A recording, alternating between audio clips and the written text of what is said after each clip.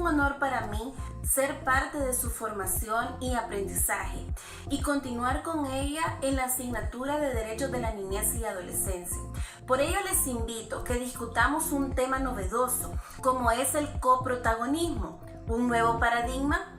La doctrina de la protección integral actual propone una aproximación al paradigma del coprotagonismo de la niñez y adolescencia, en tanto es un enfoque en el que su participación aloja un salto cualitativo al incidir en el ejercicio del conjunto de los derechos, colocando a la niñez como actor sociopolítico. Para ello, partamos de la noción de adultocentrismo, a fin de analizar críticamente desde esta perspectiva a la Convención sobre los Derechos del Niño y sus concepciones, especialmente sobre niñez y participación. Si bien es cierto, la Convención ha dado lugar a un tratamiento concreto y simbólico de niños, niñas y adolescentes como sujetos plenos de derecho, no resulta esto suficiente en razón de los derechos de participación que figuran en la Convención para instaurar una ciudadanía plena.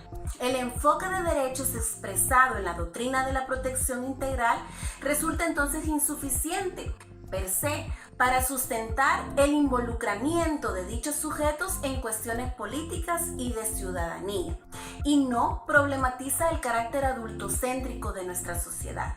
Debemos tomar en cuenta que la Convención fue íntegramente elaborada por personas adultas y que la historia oficial de los derechos de la niñez omite la participación y protagonismo del sector de la niñez y adolescencia. De esta manera, a través de este foro asincrónico, realizaremos una crítica jurídica. En primer lugar, si en materia de niñez y adolescencia se puede hablar de paradigma en cuanto al tratamiento de situaciones jurídicas, e iremos más allá en cuanto si a la niñez y adolescencia se puede considerar y constituir como un actor social que no puede seguir siendo excluido de los procesos generales de carácter sociopolítico de nuestro país.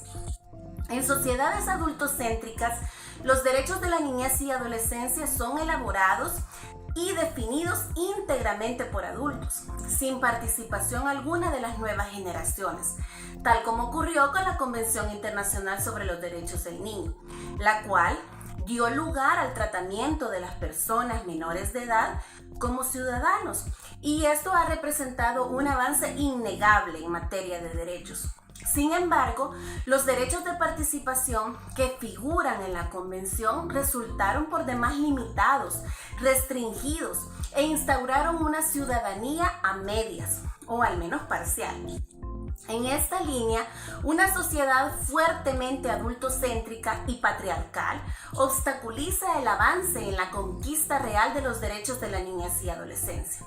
Es en este sentido que entendemos que el paradigma de niñez que subyace a la Convención sobre los Derechos del Niño, conocido como paradigma de la protección integral, si bien postula a los niños y niñas como sujetos de derecho, no los reconoce abierta y definitivamente como sujetos políticos, y además habilita a la reproducción del adultismo, que caracteriza al modo en que tienen lugar los vínculos intergeneracionales en nuestras sociedades. Ello nos lo dice la historia de los derechos de la niñez y adolescencia, que ha sido protagonizada por políticos profesionales, funcionarios intelectuales, pero todos ellos adultos, quienes monopolizaron las acciones para proteger a los niños, dando escasos o bien nulos espacios para ser escuchados y compartir sus experiencias, lo que propiciaría dar paso a la instauración de un paradigma nuevo como es el coprotagonismo de la niñez y adolescencia, como un horizonte emancipatorio para ellos. Este coprotagonismo social y político cuestiona el adultocentrismo y es necesario indagar si permite la construcción de un nuevo modo de entablar las relaciones sociales intergeneracionales. Bajo esta perspectiva, la participación aloja en sí un salto cualitativo al incidir en el proceso del ejercicio del conjunto de los derechos, colocando a la niñez y adolescencia como actores sociales y no como meros ejecutores o consentidores de algo. En este análisis debemos de ser cautelosos sobre el adultocentrismo, el cual no debe entenderse solamente a la problematización de la centralidad de lo adulto en nuestras sociedades. Se trata de reconocer más bien el carácter conflictivo de las relaciones entre las generaciones, en tanto vínculo asimétrico que contiene y reproduce autoritarismo y desigualdad. Es decir, problematizar las relaciones entre el mundo de la adultez y de la niñez desde una perspectiva crítica del adultocentrismo, asumiendo la relación desigual de poder y los vínculos conflictivos inter e intrageneracionales. Es un hecho político y académico reciente y necesario de estudiar. El adultocentrismo se trata entonces de una estructura sociopolítica, cultural y económica, en la cual el poder es ejercido por los adultos y la niñez y la adolescencia son sometidas a un lugar subordinado y de opresión. La trascendencia de advertir la incidencia de la idea de infancia hegemónica como modo normal de ser niño hoy y como representación social asimilada como lo natural en los niños es la anulación de todas las formas de ser niño y adolescente. Esta niñez y adolescencia hegemónica entonces no es otra que la consagrada en el discurso hegemónico de los derechos de la niñez, que se instituyó y globalizó a partir de la sanción de la Convención sobre los Derechos del Niño, que no diferencia niños de niñas y que entiende a la niñez como una etapa de preparación para la vida adulta, reproduciendo así el carácter patriarcal y adultocéntrico de nuestra sociedad.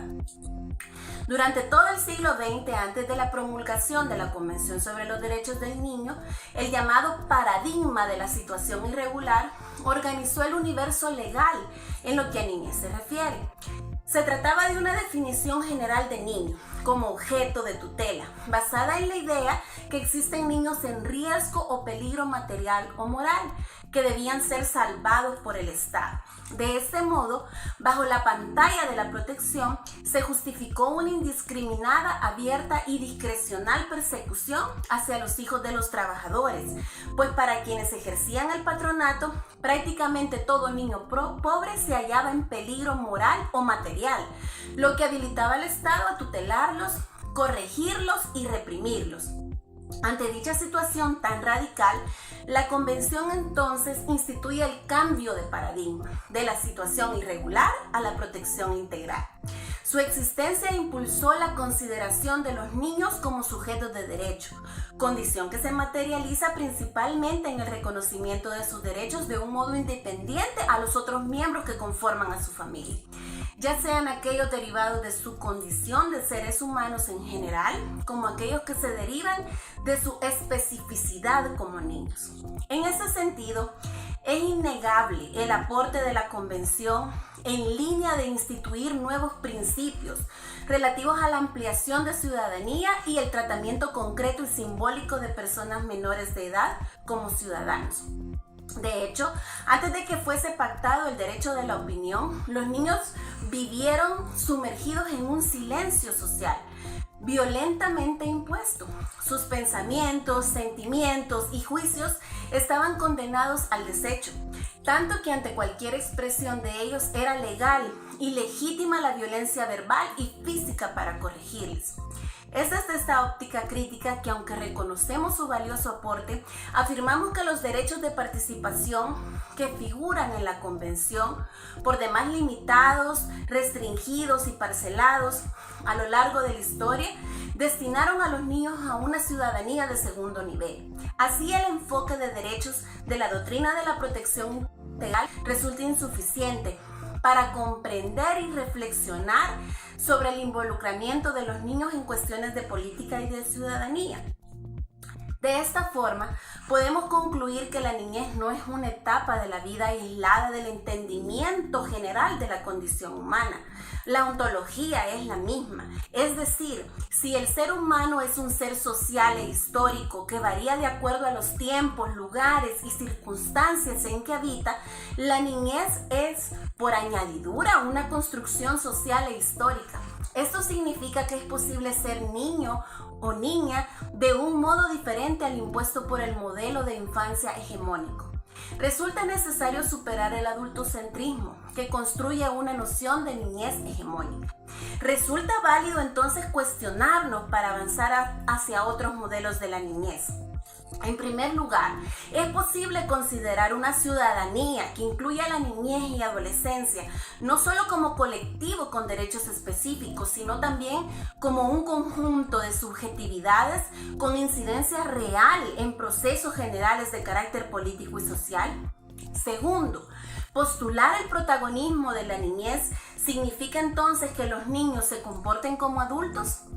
Tercero, para que exista un protagonismo de la niñez y adolescencia en aspectos políticos y sociales, será necesario que los adultos renunciemos a nuestro propio protagonismo o que las decisiones sean el producto de un diálogo y de un acuerdo intergeneracional.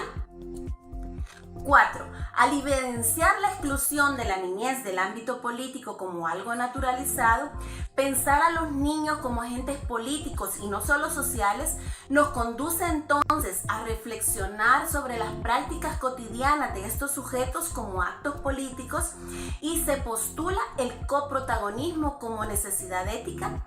En este sentido, ¿es procedente hablar de paradigmas en niñez y adolescencia?